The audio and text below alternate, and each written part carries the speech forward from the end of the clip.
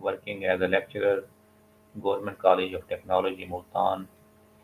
Presently, I am participating in an online training of the artificial intelligence, and during this training, today I have a task to discuss with the ChatGPT on the topic how to find balance in a digital world.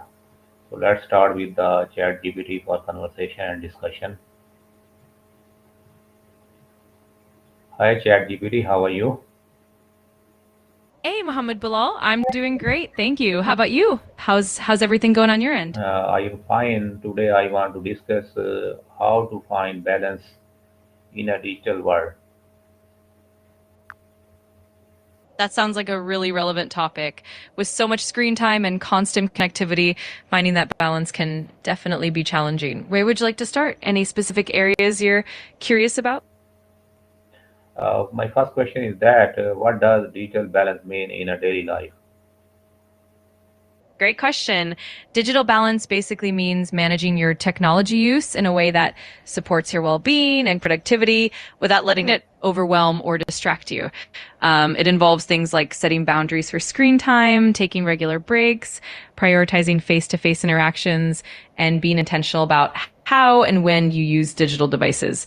It's all about creating a healthy, sustainable relationship with technology. How can I reduce screen time without feeling disconnected?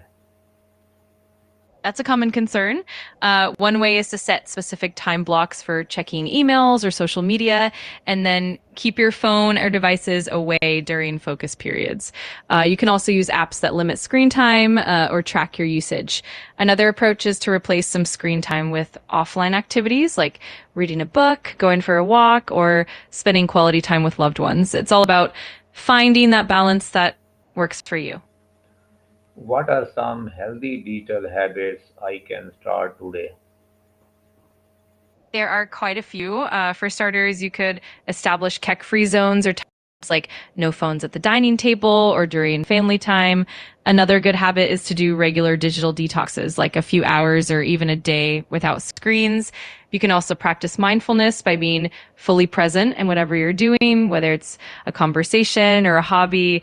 And finally, setting clear goals for your screen use can help you stay intentional and focused. Why is taking breaks for technology is important? Taking breaks from technology is really important because it helps reduce mental fatigue and eye strain, and it gives your brain a chance to rest and recharge.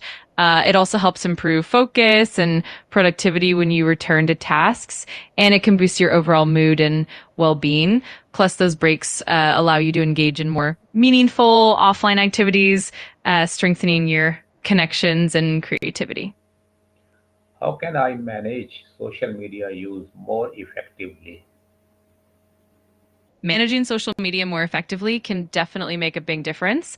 One approach is to set specific times of the day for checking social media rather than constantly scrolling. You can also curate your feed by unfollowing accounts that don't add value or that cause stress. Another tip is to use tools that limit your time on certain apps or even turn off notifications so you're not constantly interrupted. And finally, being mindful of how social media makes you feel can help you decide when to engage and when to step back. What are the sign that I am spending too much time online? There are definitely some telltale signs. For example, if you notice eye strain, headaches, or fatigue, those can be clues. Another sign is feeling anxious or irritable when you're away from your devices. You might also find it hard to concentrate or that you're constantly reaching for your phone out of habit. Additionally, if you're neglecting real life relationships or if you're losing sleep because of late night screen time, those are definitely red flags.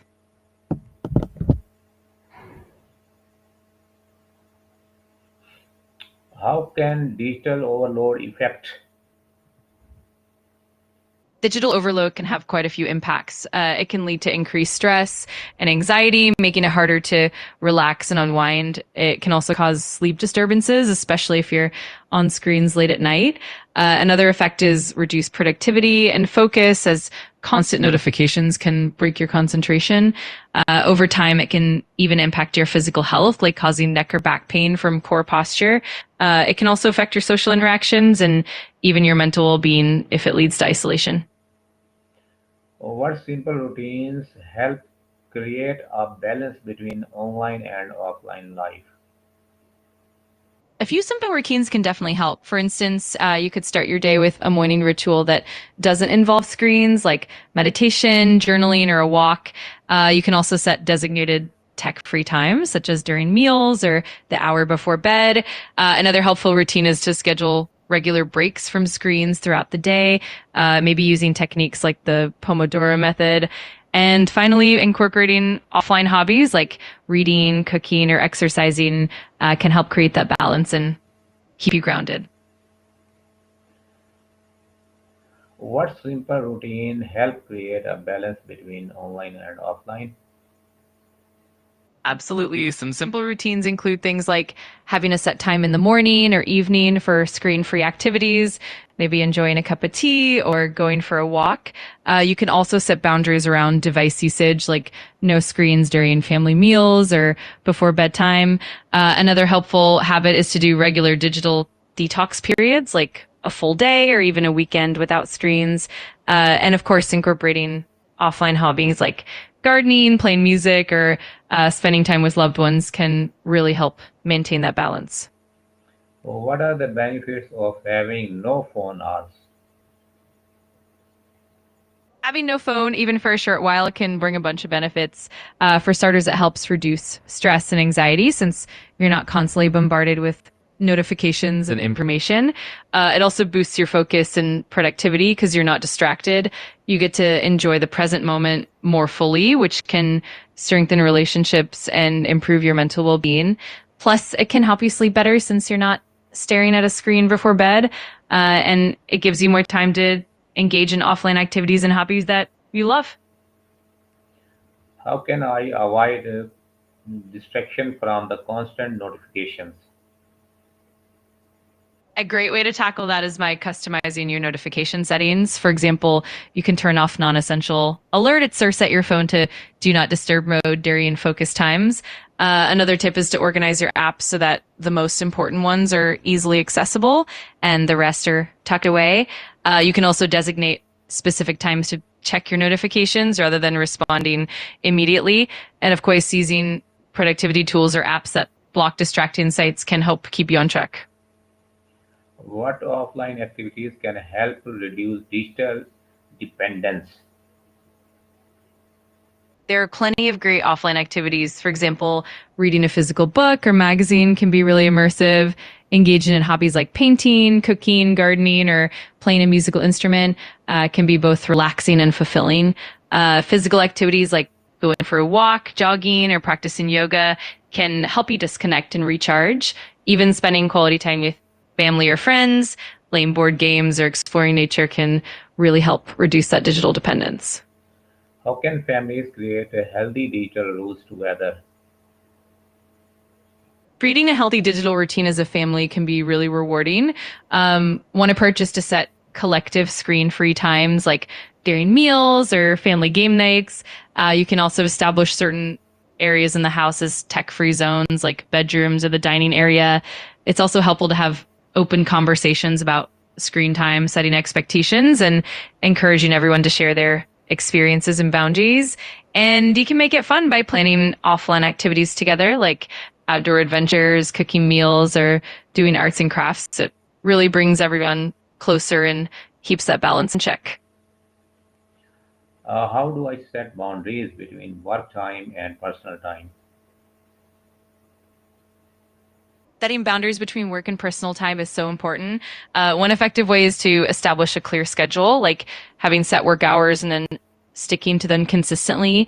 It also helps to create a dedicated workspace that you can physically leave at the end of the day. Another tip is to set boundaries around notifications so you're not getting work emails or messages outside of those hours. You can also communicate your boundaries clearly to colleagues and family members. And finally, incorporating relaxing rituals at the end of your workday, like a walk or a hobby, can help signal the transition from work to personal time. How can I use technology positively without letting it control me? That's a great mindset to have. One way is to be intentional about your tech use, like setting specific goals for what you want to achieve with it.